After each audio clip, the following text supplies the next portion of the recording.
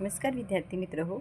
आज आपण पाहणार आहोत मराठी भाषा व्याकरणातील समास व त्याचे मुख्य प्रकार. तर आपण प्रथम पाहू की समास म्हणजे काय. तर दोन परस्पर संबंधी शब्दाच्या एकत्रीकरणाला समास असे म्हणतात. तर उदाहरणार्थ बघा, पुरणाची पोळी असं आपण म्हणत नाही, तर पुरणपोळी.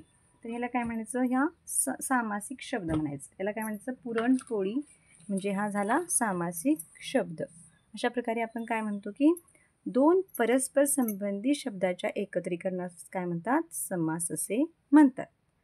आता सामासिक शब्द म्हणजे काय, जो पुरणाची पोळी जी आहे त्यापासून पुरणपोळी बनला, तर हा जो एकत्रित शब्द बनलेला असतो जोडशब्द, त्याला म्हणतात सामासिक शब्द. बरोबर झाला समास विग्रह. समास विग्रह म्हणजे काय, तर सामासिक शब्दाची, उदाहरणार्थ मी सांगितलं पुरणपोळी, तर या पुरणपोळी ह्याची उदाहरणार्थ पुरणपोळीच घेऊया. तर पुरणपोळी या सामासिक शब्दाची फोड करून कशी होणार, पुरणाची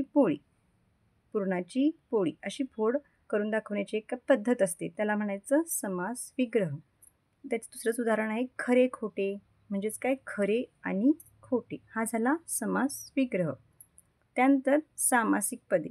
समासात एकत्र येणारे कमीत कमी दोन पदे असतात आणि त्यालाच काय म्हणतात, सामासिक पदे असे म्हणतात. आणि ह्या सामासिक पदावरूनच समासाचे प्रकार ठरवितात. आता असे मुख्य प्रकार 4 आहेत: अव्ययीभाव समास, तत्पुरुष समास, द्वंद्व समास आणि बहुव्रीही समास. बघा इथं हायलाईट केलेले आहेत: अव्ययीभाव समास, तत्पुरुष समास, द्वंद्व समास आणि बहुव्रीही समास. तर या मग बघा, अव्ययीभाव समास म्हणजे काय, तर समासातील प्रथम पद महत्त्वाचे असून जर ते अव्यय असेल तर त्याला अव्ययीभाव समास असे म्हणतात. उदाहरणार्थ घरोघरी म्हणजे काय, प्रत्येक घरी.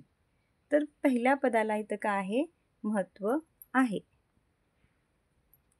त्यानंतर दुसरा जो प्रकार आहे तो आहे तत्पुरुष समास.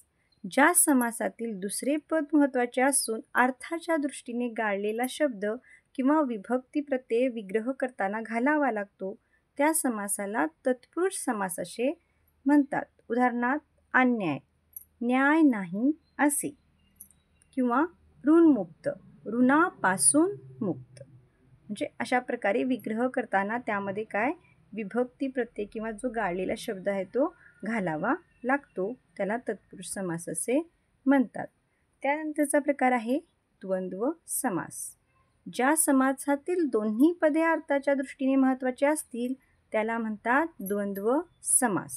उदाहरणार्थ आई वडील, आई आणि वडील, चहा पाणी व इतर फराळाचे पदार्थ, किंवा भाऊ बहीण, भाऊ आणि बहीण. अशा प्रकारे दोन्ही पदांना तिथं काय असते, महत्त्व असते. त्यानंतरचा मुख्य प्रकार म्हणजे बहुव्रीही समास. तर इथं पहा, समासातील दोन्ही पदांना महत्त्व नसून तिसऱ्याच पदाचा बोध होत असेल तर त्याला म्हणतात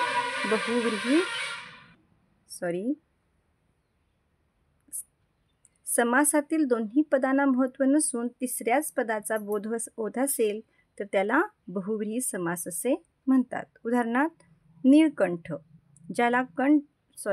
ज्याचा कंठ निळा आहे असा कोण, महादेव म्हणजेच शंकर. किंवा लंबोदर, ज्याचे उदर म्हणजे पोट मोठे आहे असा कोण, गणपती. गजानन.